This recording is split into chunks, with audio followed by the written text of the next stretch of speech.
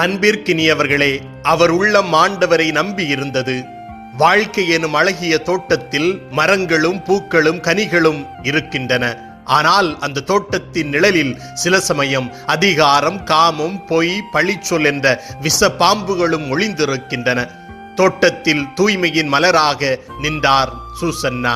அவர் முன் 2 வழிகள் மட்டுமே இருந்தன. ஒன்று பாவத்துக்கு இணங்கி உயிர் பிழைப்பது, மற்றொன்று நீதியை காப்பாற்றி சாவு தீர்ப்பை ஏற்பது. நீதி நேர்மைக்காய் சாவை ஏற்கிறாள். காரணம், அவள் உள்ளம் ஆண்டவரை நம்பி இருந்தது. அந்நம்பிக்கை ஆழமான வேராக ஊன்றி இருந்தது. புயல் அடித்தாலும், பொய்க்காற்று வீசினாலும், சாவே அரவணைத்தாலும் ஆண்டவரே தஞ்சம் என்றாள். விண்ணகத்தை நோக்கி உரத்த குரலில் கதறினாள். பொய்யான குற்றச்சாட்டுகளால் நம் பெயர் கெடுக்கப்படும் போது நமது உள்ளம் ஆண்டவரை நம்பி இருக்கிறதா?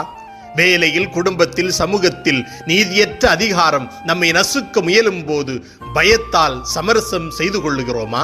இல்லை சூசன்னா போல் துணிந்து நிற்கிறோமா? நம் உள்ளம் ஆண்டவரை நம்பியிருந்தால் சாவின் வாயிலிலும் உயிர் பிழைக்கலாம், பொய்யின் இருளிலும் உண்மை ஒளிரலாம். ஜெபிப்போம்.